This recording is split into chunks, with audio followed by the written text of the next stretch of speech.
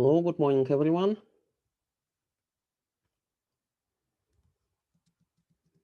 We'll be waiting for a few more minutes and start.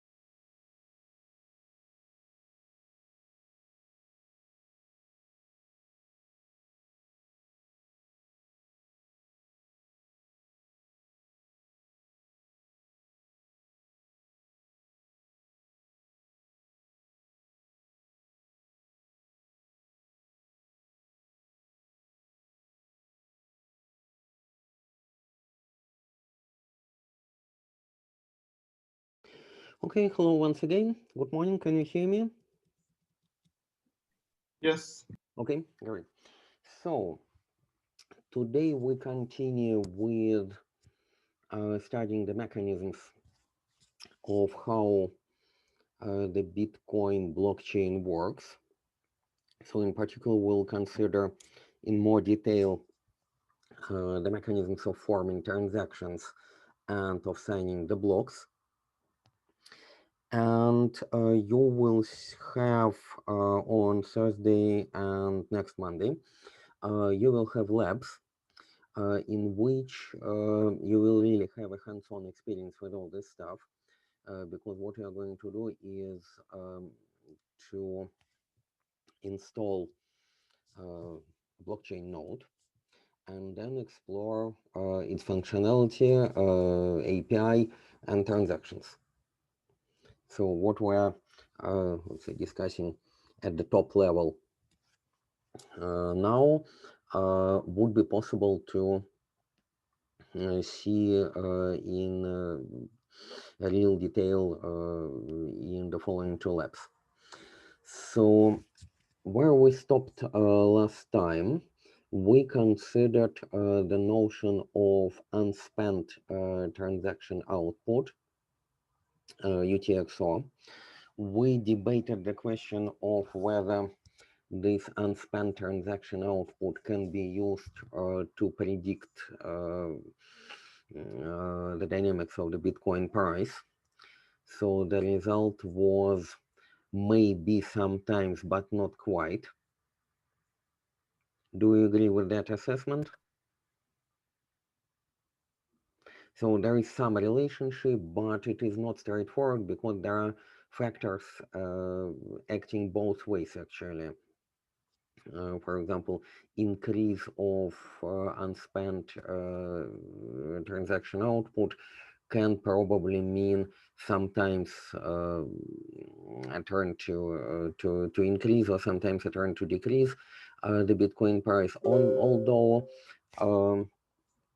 most likely a rapid decrease in unspent transaction output, which means a rapid intensifying transactions, would probably mean a lot of selling activity for bitcoins, as happened, for example, in the first few months of 2018, and that probably correlates to a price correlates with a price fall. Okay, so just a second. Uh, I will switch the screen on. Just a second.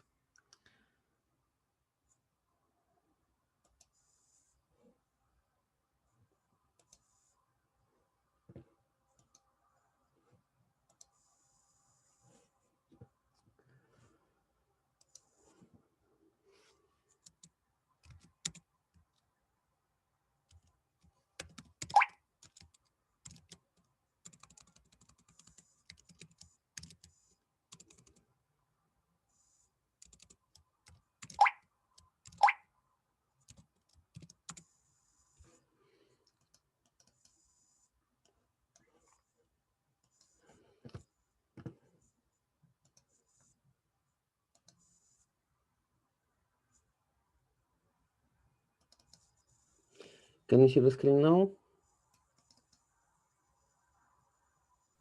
Yes. Okay.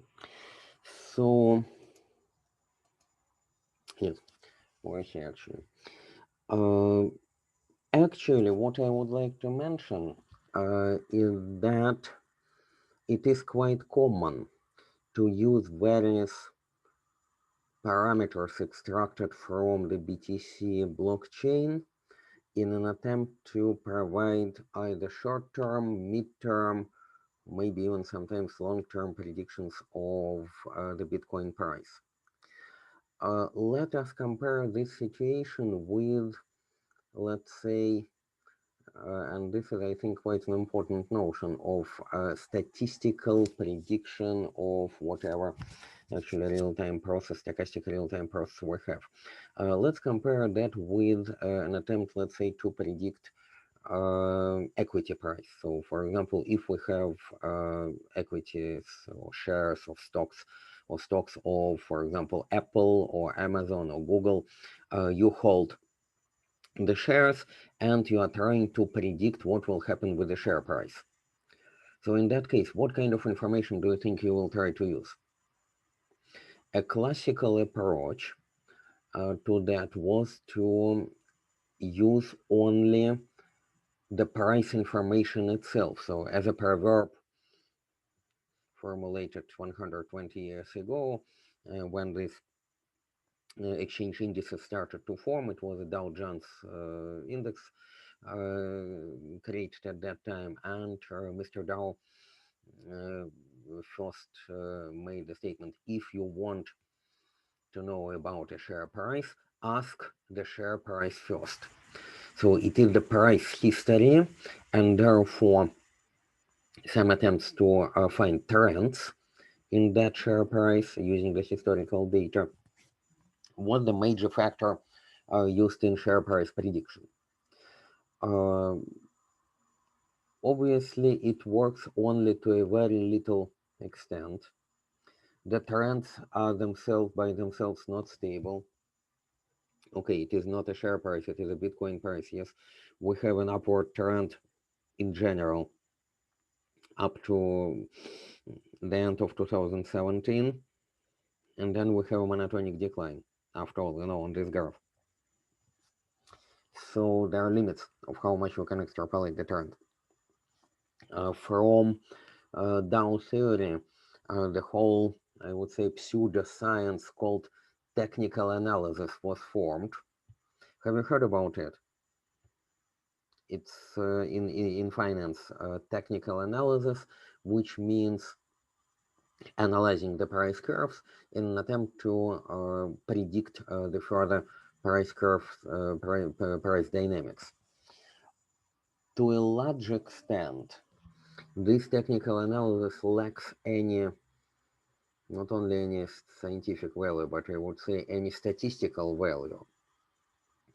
Um, it is very often based on so-called geometric technical analysis, so finding some kind of geometric patterns. Actually, some geometric patterns are apparently evident here, but nevertheless, they are quite unreliable and they are subjective. We can see them only because we're really looking for them. So, for example, a downward trend, as happens, look at this graph after December 2017, is in part characterized by each subsequent maximum being lower than the previous maximum. Okay, we have the absolute maximum here. Then the second one. Can you see my mouse pointers? Can you see the points under my mouse? Excuse me. Is everything okay? Yes, yes. Yes, okay. So the top maximum, the second maximum, then you can argue yet another maximum is lower than this one, although these two maxima are almost equal and this may be slightly higher. Then each subsequent minimum is lower than the previous minimum. That's so-called geometric picture for the downward trend.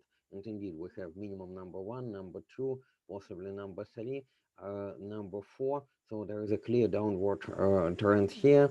Although what happens in the following requires a more detailed analysis from that point of view. But I would say that all this really depends on, first of all, the time scale you're looking for. If you use much higher resolution data, then you'll see a completely different pattern.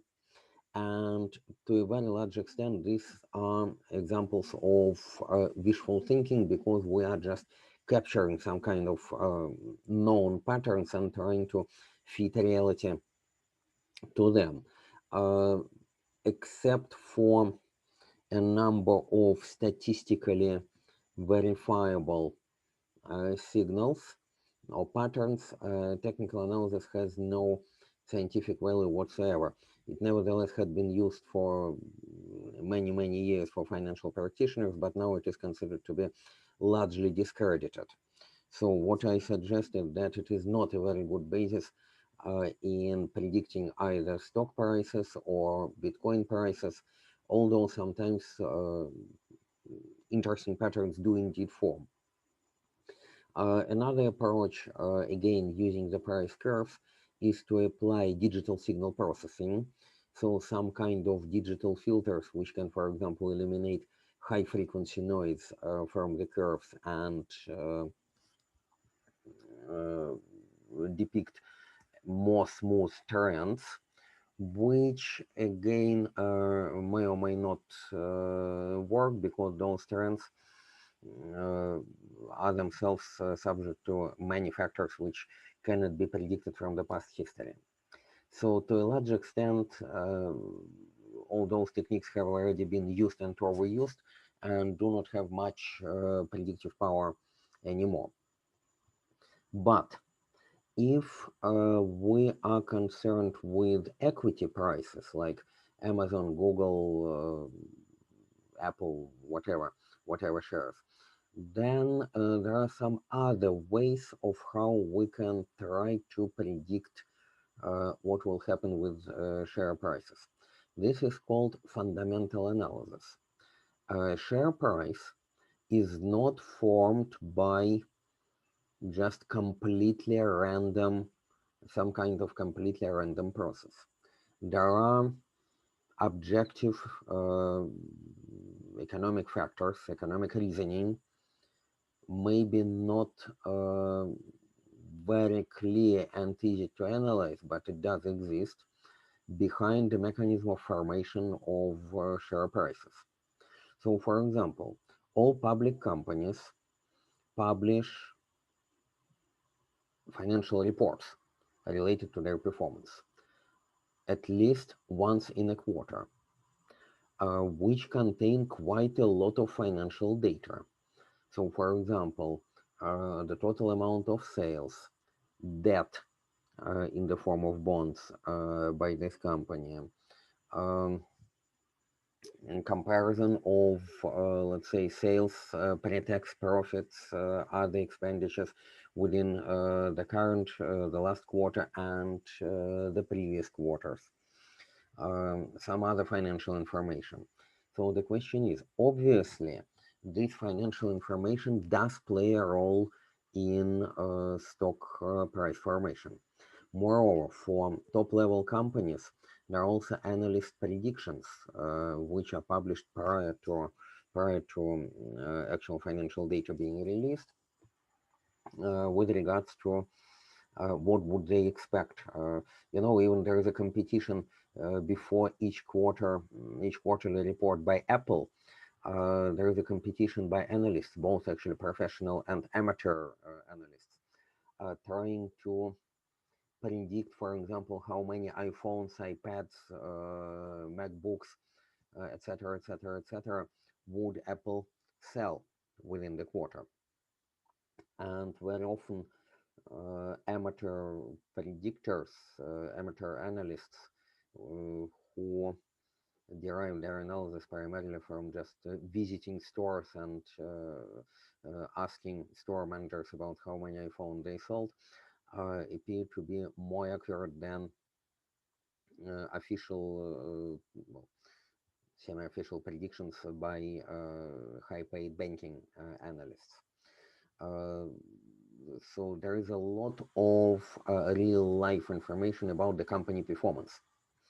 If, for example, there was some kind of consensus prediction about a company stock performance, about the company sales, for example, or net profit, and then the report is released, and for a number of quarters, the company slightly but consistently outperforms predictions, this results in a mild, slow growth of the company share value.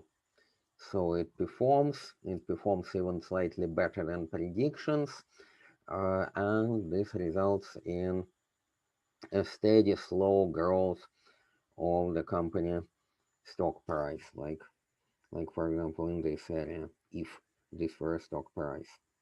But then suppose that one quarter sales or net profit of a company still increased, but increased slightly less than analysts forecast. And you know what? This typically results in a stock price rapidly dropping, just like a brick from the clear sky. So the effect of those, let's say, analyst predictions, the actual financial reports, and so on company share price does exist. It is highly nonlinear. It is sometimes highly counterintuitive, but it does exist. And for public companies, there is quite a lot of information which can be extracted from the financial reports, and processing of that information and constructing indicator signals and so on is precisely the subject of fundamental analysis as opposed to technical analysis. Technical analysis is only about the price, maybe about also the trade volume, whereas fundamental analysis takes into account everything available from the financial reports. Nowadays, with the advent of machine learning, there are attempts to do it using very advanced machine learning methods. It more or less works. More or less means that whatever prediction we do, whatever prediction we construct, it is actually a probabilistic one. We can never predict that the stock price will be equal at some point to that particular figure or greater than that particular figure. We can only say that there is a probability and estimate that probability that it will go up or down, or that in some time horizon it will be, for example, higher than now plus $50, something like that. And as any random quantity, those probabilistic predictions, they have a standard deviation. Very large standard deviation corresponds to very inaccurate prediction. So you can make whatever prediction, but if the standard deviation tends to infinity, then the value of this prediction is next to nothing. It is highly inaccurate and it will miss the actual performance 50% of time. Whereas if you narrow down the standard deviation of your prediction, then it is more and more and more accurate. This standard deviation will never become zero. Zero standard deviation means means deterministic prediction. It will never happen.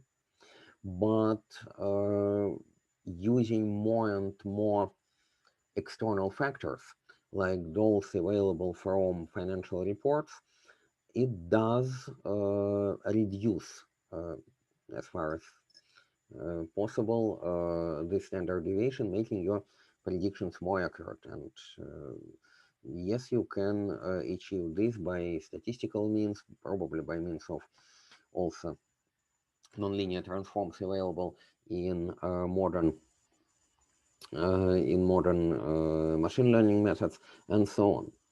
Now let's turn to our subject, to cryptocurrencies.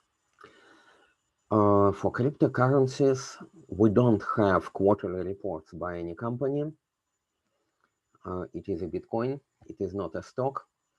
So we can either try to analyze the price behavior using these old-fashioned methods of technical analysis, which are, as I say, quite not only inaccurate, but without any mostly without any value at all behind them, or we can really try to extract extra information like fundamental analysis for stocks, for shares, try to extract this further information. So what do you think? Let's discuss briefly. What do you think? What kind of extra information can we extract from whatever and from where actually for the Bitcoin, which may potentially allow us to do some predictions? One of them is we have discussed already. It is UTXO, unspent transaction output. So what else do you think we can extract from the blockchain? Well, because the blockchain is public.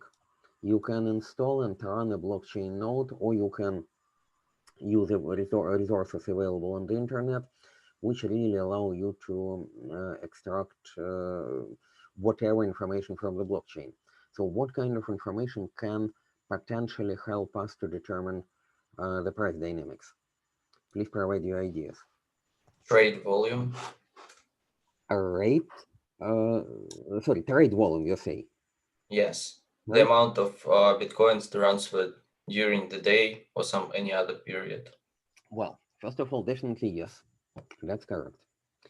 By trade volume, we can mean actually two things.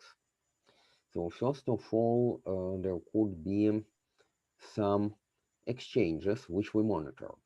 For example, we select top level exchanges such as Binance, BitMEX, OKEX, Bitfinex, Huobi, those unregulated ones, plus maybe lower volume but regulated exchanges in the United States, such as, let's say, Kraken, Gemini, Polonix, which is semi-regulated, maybe Coinbase, maybe the European Bit stamp, and we first of all, we monitor the trade volume, for example, for BTC USD or BTC USDT. You remember that USDT is a digital dollar, one of digital dollars, and this trade volume is at the selected exchanges is yes a meaningful factor. Actually, using trading volume at exchanges, it more belongs to technical analysis than fundamental analysis, because nowadays technical analysis, if used at all, well, it may be used, but you need to understand just its limitations.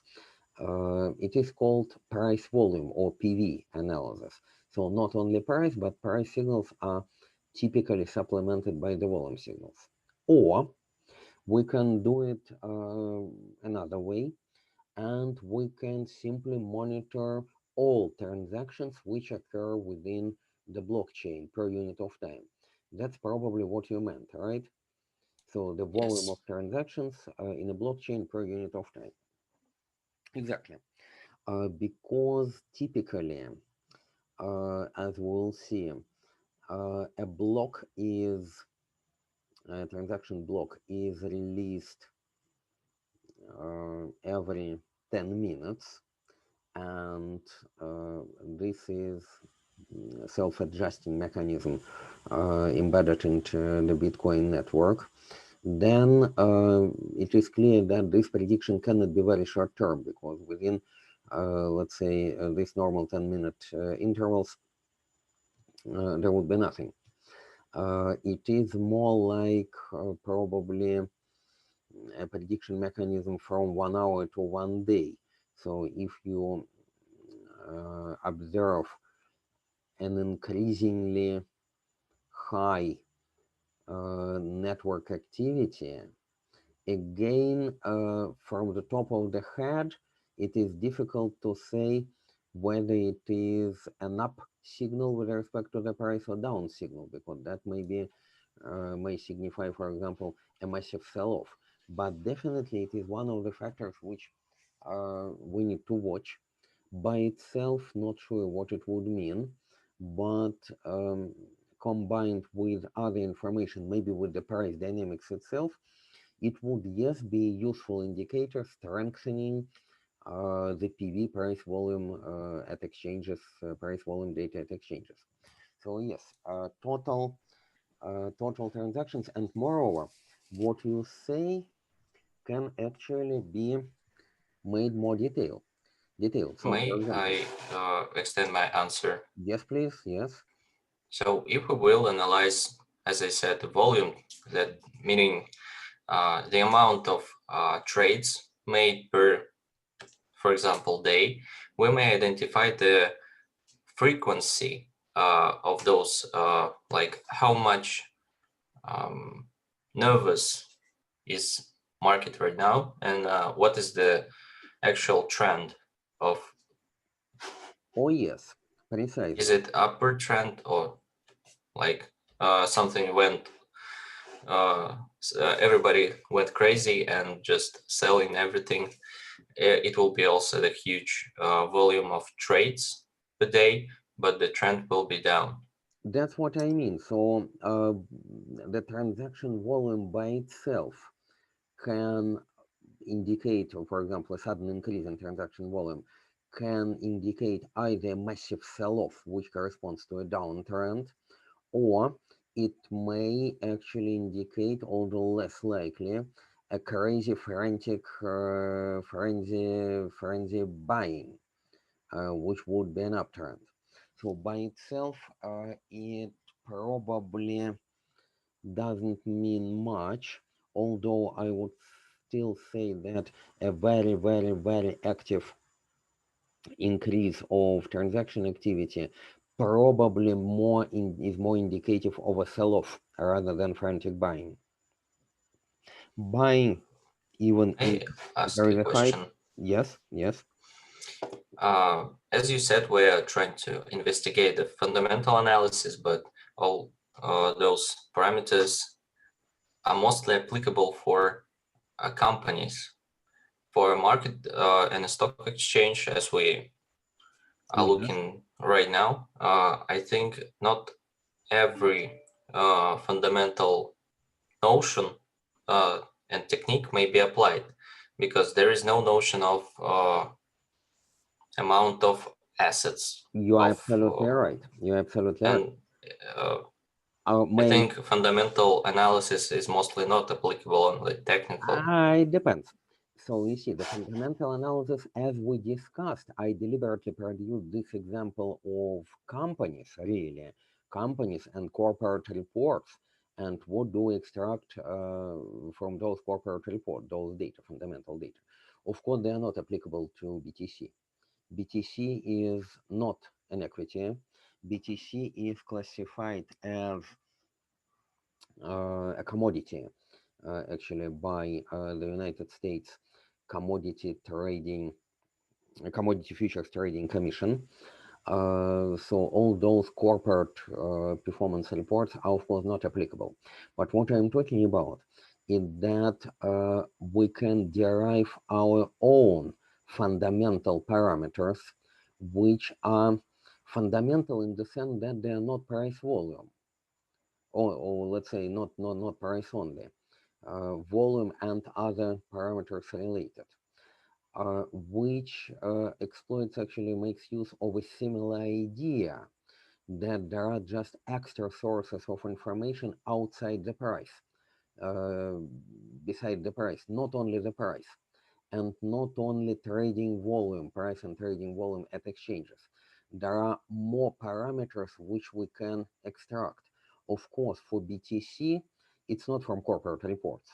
It's from the blockchain itself. All right, that's what we're talking about.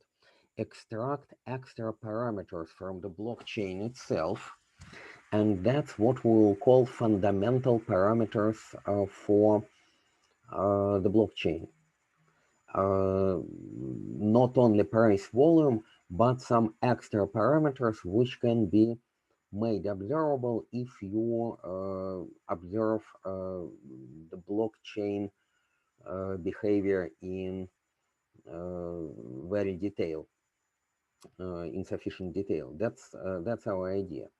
So okay, you get prices, you get trading volumes as reported by the exchanges, but you want something more. You want extra information, and we are precisely looking for that type of information.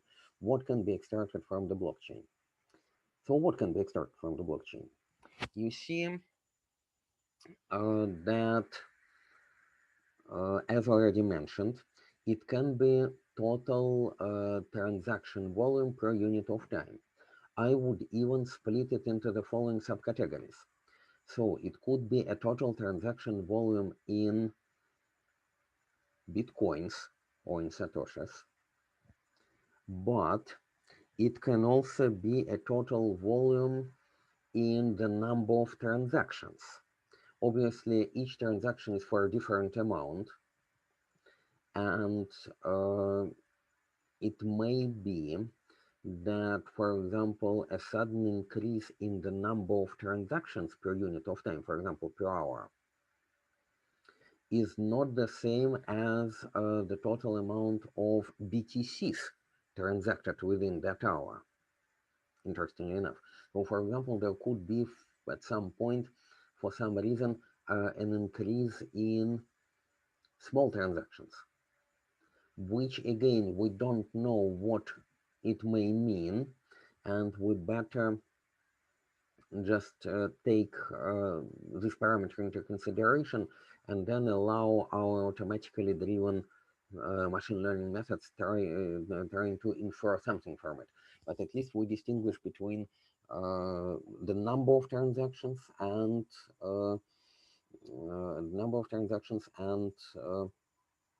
the total BTC value of transactions. Furthermore, each transaction, as we have already seen and we'll see again in minutes, is just a sequence of bytes. Typically, it is a few hundred bytes, maybe around 250, 300. So it may even be that some changes in the byte length of transactions, although I don't think it would be significant or indicative of anything, but for the completeness of the picture, we can even observe that. Now, transactions are packed into blocks, as we have seen. And typically there are hundreds of transactions within a block.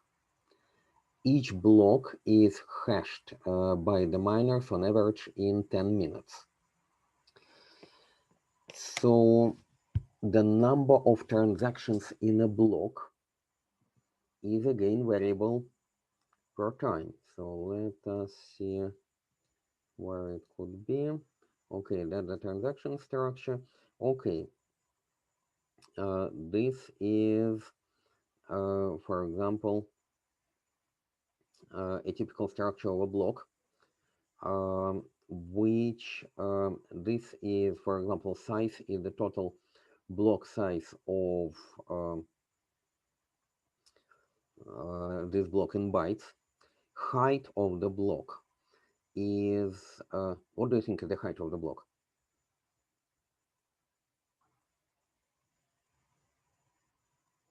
It is simply the sequence number of this block, how far it is from the block 0, which is Genesis block. So it is about, in this particular example, 277,000 something blocks from the beginning, and taking into account that on average each block is hashed over 10 minutes, then multiplying this by 10, you can roughly estimate, actually, although it has a timestamp by itself as well, but you can roughly estimate the time and date of this block, how far it is remote from the first transaction, which occurred on 9th of January 2009, when the Genesis block with number 0 was hashed. So Then there is a list of transactions. So indeed, you see transactions within this block with if, for example, the size of this block is 218K, and we say that the typical size of an individual transaction, for example, this one, is 258 bytes. Can you see this?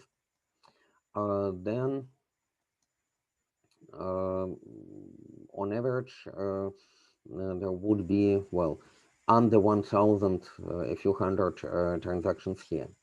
Both actually the block size and the number of transactions in a block, they vary in time. So this might be a number of transactions in a block.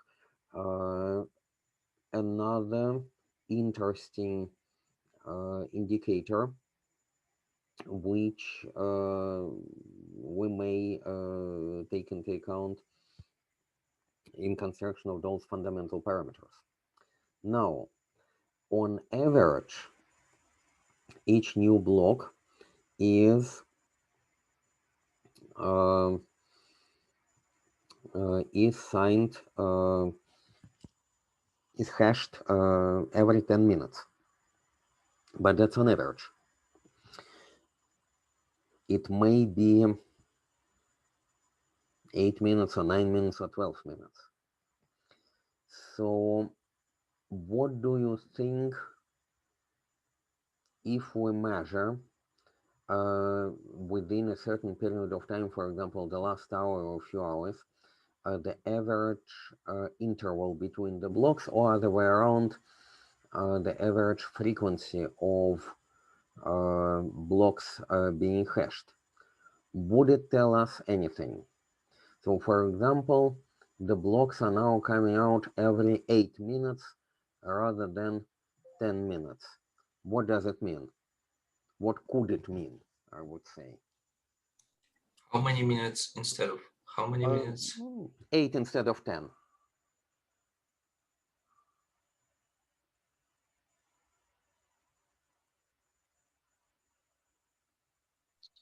So blocks are now hashed. Yes, yes, yes. Maybe that number of miners increased or their power capacity increased. You are right. You are absolutely right. This means that the overall mining capacity has increased for whatever reason, which means that maybe somewhere in China a new high capacity mining plant is switched on. Maybe it did exist already, but it was dormant, out of operation for a while for whatever reason.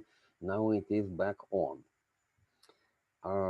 Does it mean anything from the price point of view? Quite possibly. Again, you see, it is very difficult to say what this factor alone would say, would predict, would forecast. And maybe each of these factors alone, taken alone, would not really be meaningful at all. But taking in combination, we could probably say that, let's say, a combination of, let's say, um, increasing the number of transactions, small transactions in a block, whereas the monetary value decreases and the frequency of hashing the blocks increases, maybe such a combination does mean something. Again, I can't tell you what. We have the means of data analysis to that end. So we can, what we can do, we can identify all those factors which we believe are meaningful, and if they are meaningful, then we simply record those factors and we subject them to machine learning based analysis in the hope that it will allow us to derive some meaningful consequences. Okay. Now, we have already seen such a thing as miners fees, all right? So basically, this is a diagram of transaction fees. How are the fees calculated? You remember that when you structure a transaction, then here, or a more detailed view is, for example, here. We'll return to this point later, but you see, for example, there is an input which is coming from the previous transaction, all right? Then there is an output, and there is a transaction fee of, let me call it 5 basis point. By basis point, we mean 1/100 of 1%, and therefore 10 to minus 4 over BTC, or this is the same as 1 basis point in Satoshis. How much is it? What is 1,000. Sorry? Oh, what, 100? No, okay. Satoshi as a fraction over BTC. What is it? 1 in the power of -8. -8. 10 to -8. It means 10,000 then. 10,000. Yes. So it's right in between. Right in between 1 BTC and 1 Satoshi. A basis point. A basis point is 10 to -4 over BTC, and Satoshi is 10 to -8 over BTC. Therefore, it is 10,000 Satoshis. So it's probably a little bit more convenient to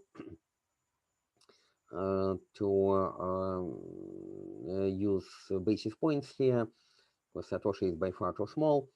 So very roughly, 1 basis point with the current price, how currently BTC price stands.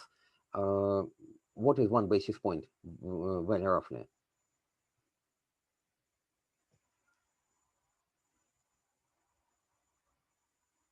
What is the current price of BTC in dollars?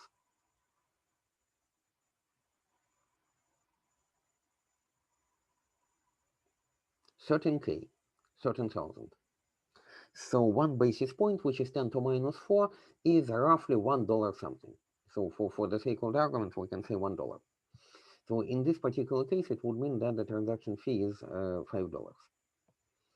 It is not specified explicitly. The transaction fee is simply the difference between the input and the output. Typically, when you make a transaction using some kind of client software, and there are lots of obviously software implementations of your wallet. By the way, the wallet is just an artificial notion which is made for the convenience of the users. As we can see from here, I will dwell on this in more detail. There is no such a thing as the wallet at the transaction level. Well, almost. There are addresses, but wallets are just convenience terms which are used at the user interface level. So a wallet is both actually the address and the software which manages your bitcoins. So what are your bitcoins actually? How can you say that this bitcoin is yours?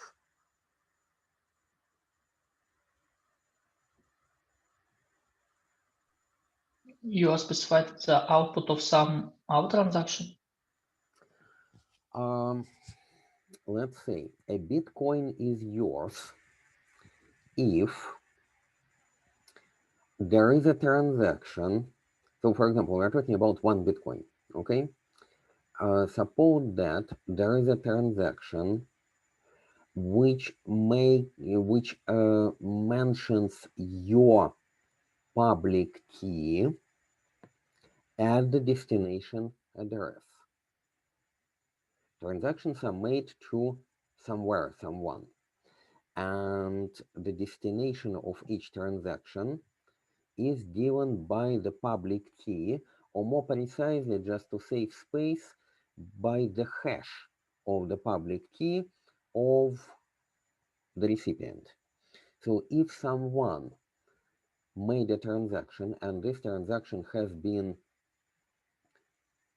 put into a block and that block has been hashed and it is now deep inside the blockchain, which identifies a hash of your public key as a destination, then this means that the transaction is yours. Oh, sorry, that this Bitcoin is yours. Why? Because then as protocol, transaction protocol of Bitcoin blockchain stipulates, you can make a further transaction because you are in the possession of the corresponding what?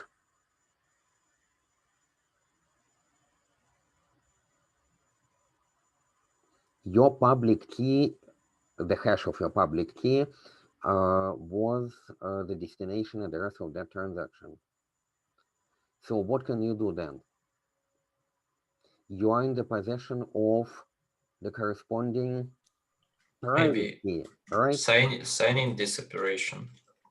So you can sign subsequent operations. Absolutely right. So you can sign subsequent operations using your private key. So for example, you can compute digital signatures of subsequent transactions using your private key. And this means that you can operate with this Bitcoin. So basically, it's very interesting here. Again, computer science and economics are very closely related. So from, by the way, I don't remember, did you have the economics course Yes. with me, right? Last, No. not, not with me? Okay. In that case, because from last year, it was actually my module, Economics and Finance, or Foundations of Mathematical Economics, as it is now called. Um, what is, from the economical point of view, from the economy point of view, what is the right of ownership? You own something. What does it actually mean? Do you remember? What is ownership? There exists an entry in the public ledger. If we're talking about a real estate, yes, definitely. And that's where our distributed ledgers came from. So there exists an entry in a public ledger confirming that you are entitled to own this nice house in the center of London. That's correct. But actually, this is not an economic notion of ownership. This is more like a legal proof of ownership. Legal proof, yes. But what does it mean that you own a house in London? What does it actually mean? The economic notion of ownership means two or three things. First of all, it is the right of use to that estate. So, for example, yes, if you own it, then you can get the keys, maybe from the previous owner, and come and really live there. So you have the right of using that property. Okay, that's number one.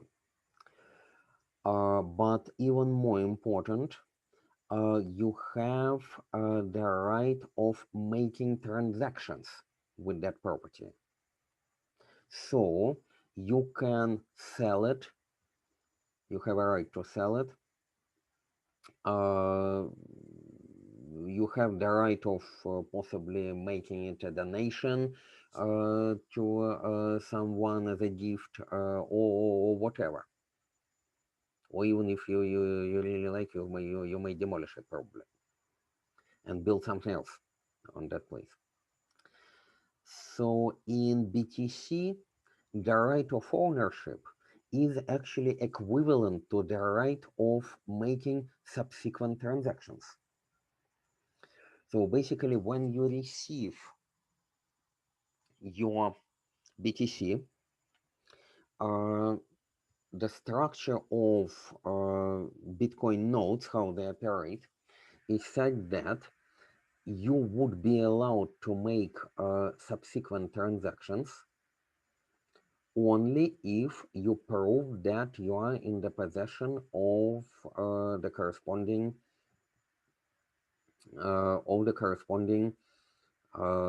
private key. Okay, so otherwise, if, for example, what happens if you were mentioned as a recipient of a transaction, but you lost your private key? You simply lost it. Your hard drive crashed, and yes, your public key is widely known, so everyone knows it, but you lost the corresponding private key. So what happened then?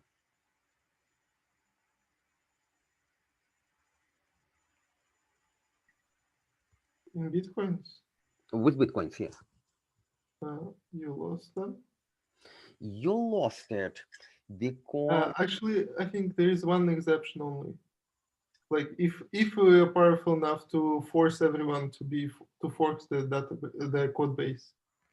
Yes, unless there is a change in the code base or change in the protocol, which would somehow allow you again to use this transaction, but this is extremely, extremely unlikely. Then without your private key, you wouldn't be able to unlock this transaction and make it as input for a subsequent transaction. In this case, the corresponding amount of BTC is forever stuck in unspent transaction output. It cannot be spent spent further because the recipient has lost the corresponding private key. All right. So um, we are back to the question of transaction fees. Okay, just once again about this. So you can see that some amount, 5 basis points, for example, is a difference between the cumulative inputs and cumulative outputs. And as you see in the second diagram, that yes, you really need to mention your own address when making a transaction for receiving the change. So by default, any non-negative difference between the total amount of inputs and the total amount of outputs is precisely the transaction fee. When you make a transaction using a wallet software, then typically the wallet software tries to automatically calculate the transaction fee for you in order to make this transaction being processed reasonably quickly. Because at each moment, by observing the blockchain, it is possible to see what are the current transaction fees. So let's, for example, have a look at this diagram. So in the top left corner, interestingly enough, you can see that transaction fees are calculated actually in satoshis per which unit? Interestingly, per byte, not per monetary value of your transaction, not per BTC. All right. So, for example, you can specify zero transaction, zero fee, in which case your total amount of inputs is exactly equal in Satoshis to the total amount of outputs. But in that case, when this transaction arrives at blockchain nodes, then miners will not be quick to install this transaction. How it happens, we'll have a look at the node structure, but for the moment, just let us imagine that the transactions are somehow inserted into nodes, but they are not immediately put into blocks. There is a queue of incoming transactions, all right? And the miners observe those incoming transactions and prioritize them in terms of how much fees they would receive from processing those transactions, from hashing the corresponding blocks. Obviously, it is not in the interest of a miner, as you can imagine, to put into a block a transaction with very low fees. So observing these right columns, you can see that if you specified 0 transaction fee, then you are not going to be inserted into the next block. You need to wait for at least 11 blocks or possibly more, from 11 to infinity, to infinite number of blocks, before your transaction may or may not be inserted into a block and hashed. Without that, it wouldn't be even processed. Which means that probably, interestingly here, from 70 minutes to infinity. By the way, if from 70 minutes to infinity, this means that 70 minutes corresponds to 11 blocks, which means roughly 6 or 7 minutes per block, not 10 minutes. So in this case, blocks are processed faster than on average, all right, in this particular picture. Now, if you specify, for example, between 1 and 10 satoshis per byte, 10 satoshis per byte, what is a typical byte size of a transaction? Do you remember? For example, here, transaction size is 258 bytes, okay? So, for example, 10 satoshis per byte means about 2500 satoshis, which means 2.5 basis points. So that's about the average we could expect, all right? So yes, the majority of transactions would use probably 1, 2, 3, something like that, 1, 2, 3 basis points of transaction fees. But what is very important is that, unlike, why this is a very, very good idea, actually, you see that unlike financial transactions, as we discussed in the previous lecture about how banks perform international transactions. First of all, even if you transact, for example, 1 BTC, well, 1 BTC is a relatively large amount. Okay, but for 1 BTC, 1 or 2 or even 3 basis points is a very low fee, because the corresponding banking fees would be, do you remember how much is a typical banking fee?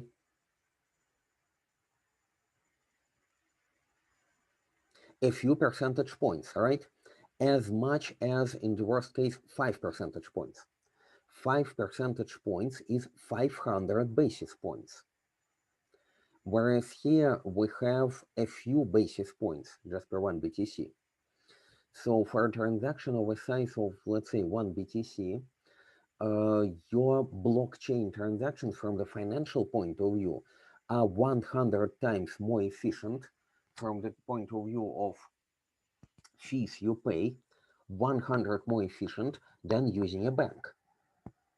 Can you now see this huge advantage of making Bitcoin transactions compared to banking transactions. Of course, you will need to pay extra fees possibly for converting eventually your Bitcoins to USD, but you can avoid those fees as well by making so-called passive orders at the exchange. You would be using exchange like, for example, Binance. You received a transaction in Bitcoins, then you need to eventually convert them into USD or Euro, okay, and eventually get them transferred to your bank. Not all exchanges allow you to do that, so to eventually withdraw fiat currencies, but for example, Binance does. So in that case, there are some exchange fees, but most exchanges allow you to place so-called passive orders or passive limit orders. Have you heard about that? Yes. Yes. So basically, you just place your order at some price level instead of executing it immediately, and you wait until someone really crosses the so-called bid-ask spread, hits your order, and your order gets executed or filled. In this case, exchange fees are next to zero, or they may indeed be zero, for example, in some exchanges, or you may even receive a rebate, so a positive compensation for executing a passive order. So for the sake of the argument, I would say that in that case, all your costs are limited to the transaction fees within the blockchain itself, which are 2 orders of magnitude, 100 times lower than the standard banking fees. And now we understand why actually the banking industry is that much afraid of the proliferation of blockchain technologies, especially those which are outside of any regulators like Bitcoin, because this really allows for very cheap and very efficient trans-border, cross-border payments. Okay. May I ask a question? Yes, please.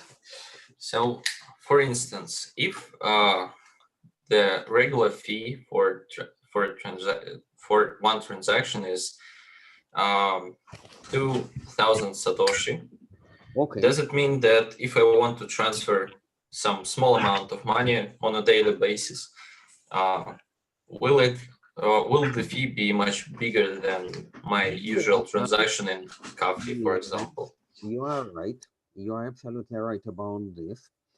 If you make very small transactions, then because your fee is calculated per bytes, as we see here, rather than per monetary value, then your relative fee would be much higher. So the answer is don't do it.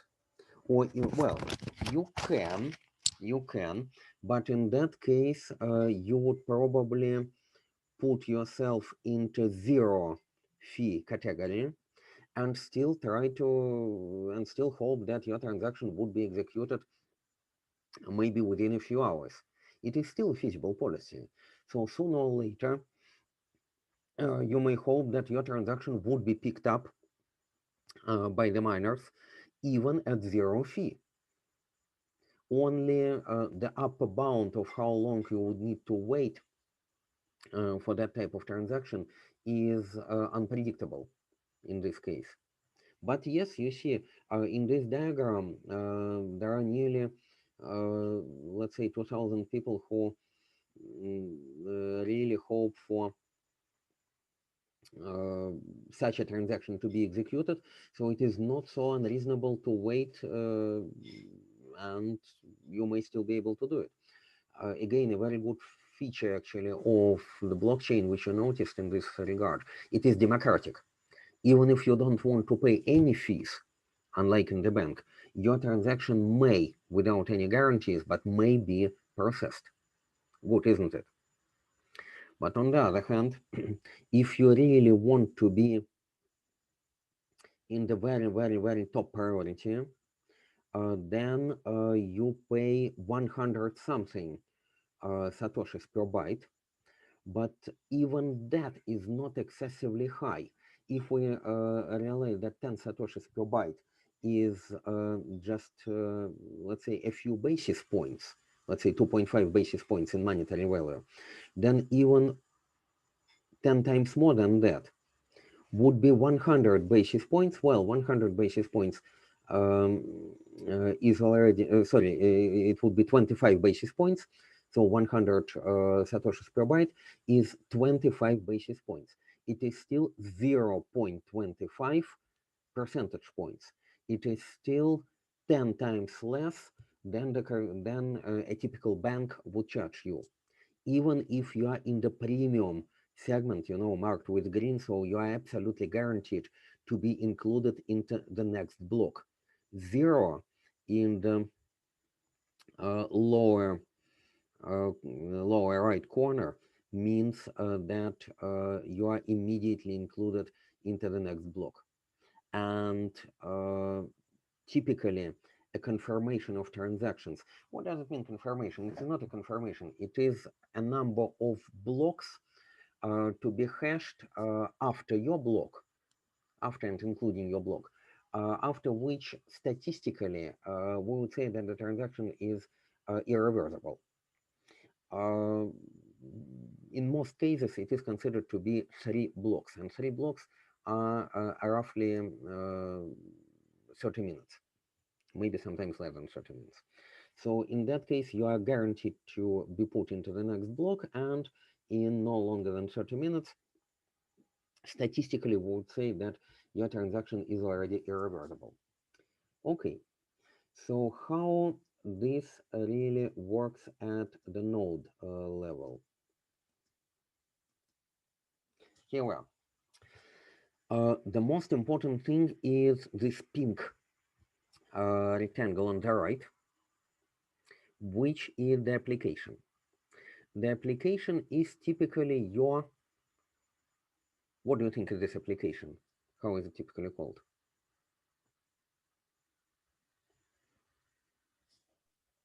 A wallet, maybe? It is a wallet application. You're absolutely right. Yes. So the wallet application has a certain API. Effectively, it is a networking API for interaction with the nodes. It doesn't need to interact with all nodes at once. The mechanism for interacting between the application and the nodes is called RPC. RPC stands for, you know what RPC is? Remote procedure call. A remote procedure call, yes. So the wallet in blue, which you see inside Bitcoin Core, is not the application wallet. It is already the internal representation in which, for example, wallet addresses are properly replaced by hashed public keys, as we see in the transaction logs. A Bitcoin core is a reference implementation of a single node, which runs on a particular network node. What is important is that obviously it is connected to as many other nodes as possible in order to exchange information between them. So any transaction which is inserted by the application on the right into this node is then sent to other nodes. Or other way around, if another node received a transaction, then it is propagated to all nodes it is connected to.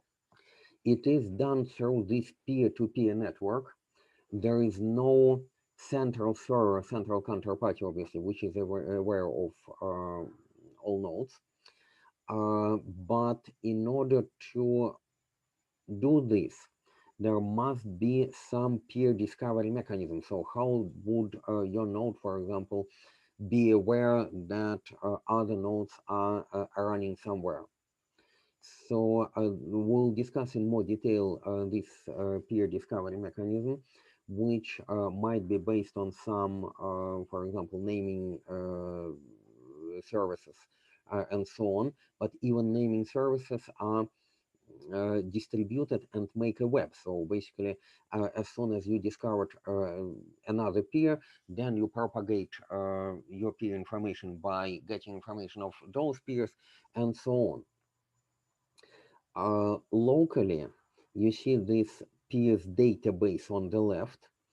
You need to make a list of all available peers statically, because then even if this information is lost or you got disconnected somehow, then you can reconnect by retaining locally information about the IP address of the peers. The connection manager is precisely responsible for maintaining persistent connections. All connections are over TCP. As you can imagine, long distance TCP connections may be interrupted and you want to disconnect for whatever reason. It could be an explicit disconnect, it could be a timeout when the peer is not responding to pings for whatever reason. So the connection manager keeps track of active connections and reconnects or attempts to reconnect to peers wherever necessary. A very important thing is the queue of transactions. The queue of transactions is physically located in memory. If it is lost due to, for example, due to a reboot of the core of this node, it is not a very big problem, because when the node comes online, then it would fetch the list of transactions from other nodes again. For efficiency, it is kept in memory, and that's why there is a memory pool here. It's precisely where the transaction comes to when it is inserted by the application.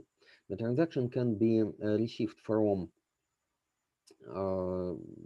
another node, or it can be inserted directly by an application into this node. So it passes some initial validation. Eventually, it is put into this list of transactions. And then if this node may or may not contain the miner block. The miner is in the lower left. If there is no miner, then this node does not hash blocks, but only observe incoming blocks and incoming transactions. For which reason, for example, to derive fundamental properties like those we have already considered. For example, for observation point only. It's a very valid use. But if you like to hash transactions, then this highly computationally intensive miner, which nowadays typically relies upon specialist hardware, maybe a farm of 1000 NVIDIA GPUs, is in operation within the node. And then the queue of transactions is always prioritized by the node. Highest fee transactions are put first. So this queue is ordered or prioritized by the proposed transaction fee and considered for being included into blocks. So then the candidate block is formed. This algorithm is same for all nodes actually, and even if could it be, for example, that different nodes, because they receive transactions at different times, would put different transactions into a certain block? Yes, it is entirely possible, but the block then needs to be hashed. Hashing mechanisms of the block, as well as the whole consistency protocol, we will, I think, consider in more detail next time. But the idea is basically the following. Hashing means that there is a target, and you need to a certain value, which is the difficulty for signing this block. Suppose that there is a certain hashing function which simply computes the hash value of the block. Okay, it takes some time to compute the hash value. The hash value appears to be an arbitrary, for example, 160-bit hash. But what you need to do is to make this hash value lower than a specified threshold, and to do it first of all network participants, of all other nodes. If you supplement this block by a certain number which is called known. A hash value of the block itself is predefined, so you can't control it. It is just an arbitrary 160-bit value, which would typically have, let's say, on average, the high bit to be 0 and 1. So the average value of that block is half of the maximum value of the hash. So there is nothing interesting about that. It is just a random value. But what you can do, you can start playing with this extra block element, which is called known. I will show its location within the block, that the transaction. Okay, the block is here. So, sorry, nonce. Sorry for my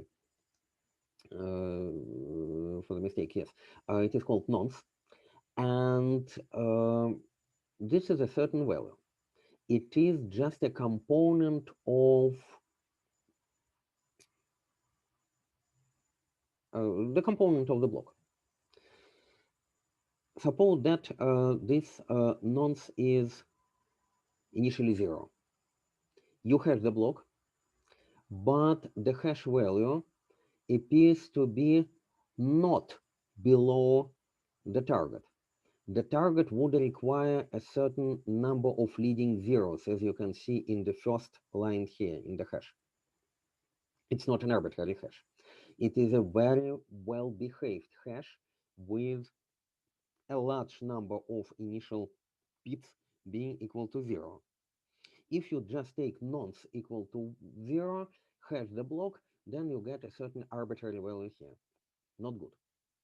You increase nonce, compute the hash again, and it can be done only that way, because the hash function is completely unpredictable. You can't construct any specific input to get the desired output. It is a one-way hashing. A cryptographically strong hashing, for example, 160-bit hash functions are used to that end in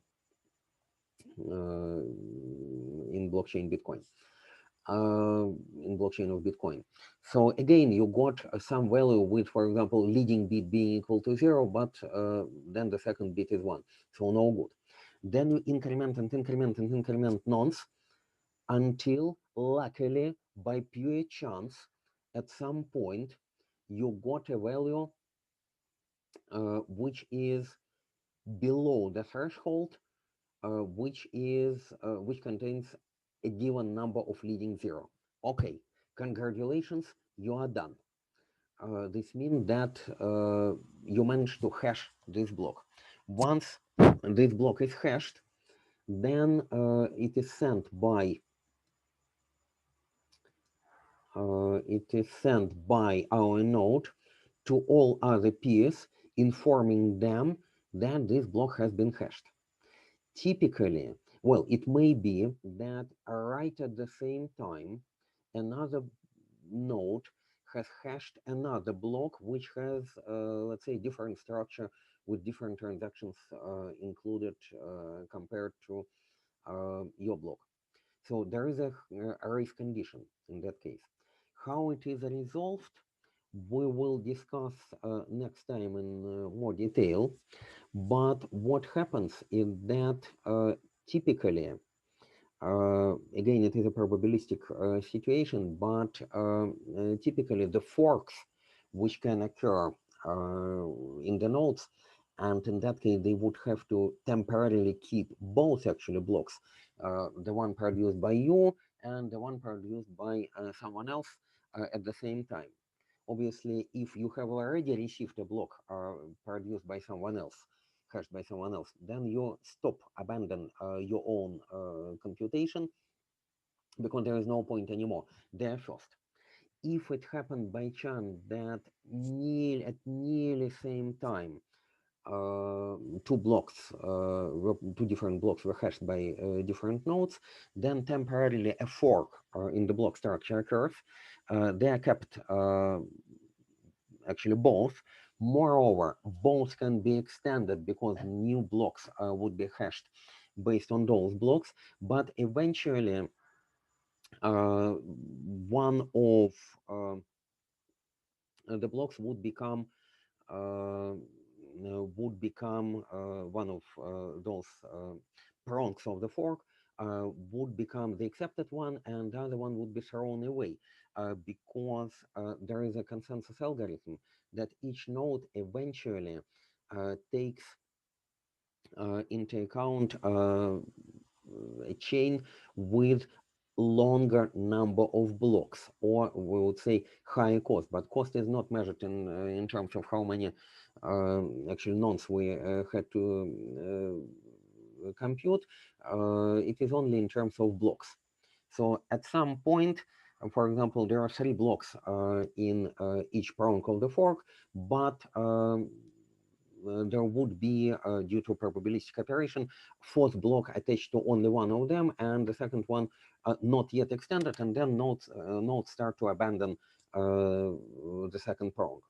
We'll see this in detail next time. So, yes, Yeah.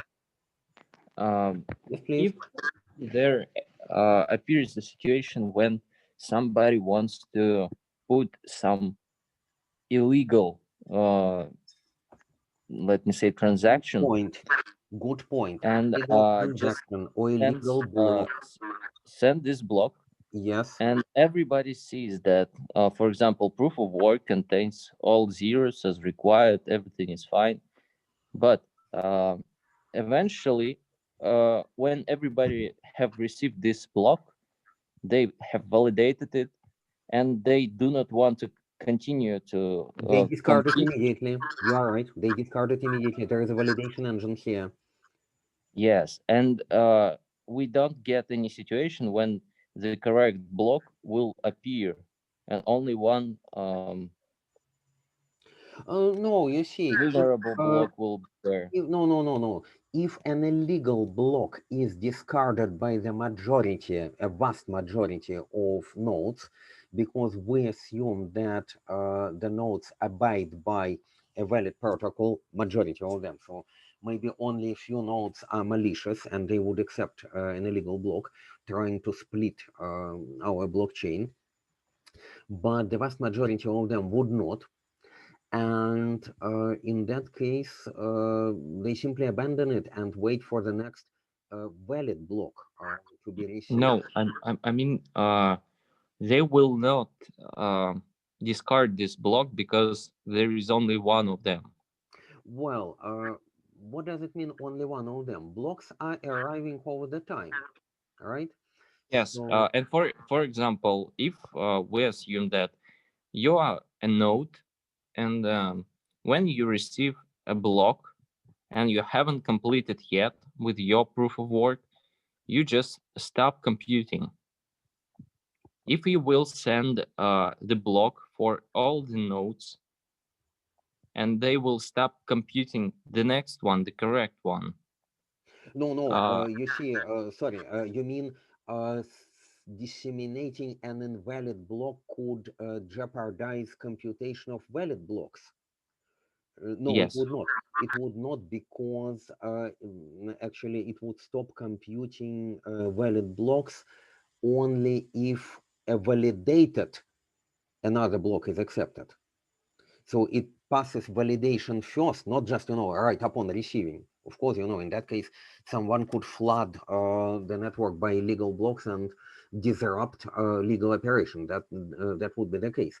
But no, only if it passes the validation engine and it is put as a legal block here in the queue of blocks, only in that case, we would say that yes, this block is accepted, and for that reason there is no point in computing our own one. And how validation is supposed to be done if there validation, exists only one? let us discuss the block structure and validation next time, because we're about to finish now. But basically validation is, of course, it is a multi-parameter validation, so it must be structurally correct, and in particular, obviously, the signature, again, the elliptic curve signature placed by the previous miner must be validated, and the blocks form indeed a blockchain, in which case each block relates to the signature of the previous block. So if it is correctly signed, then the validity of the signature is, of course, easily validated. The validity of the hash with a given nonce is again instantaneously validated. It is easy because you don't need to go through many nonces. You already know which one results in the hash being lower than the barrier. Let's discuss these actually two very important points, is how individual transactions are validated. So how can we really prove that we are the owners of the corresponding private key, and therefore we can continue with the transaction whose unspent transaction output was sent to us. That's number one. And how the whole thing is working at the block level. We will do it in detail on Thursday. But for today, I think we are done, and thank you for your attention. Thank you. Thanks a lot. Thank you very much.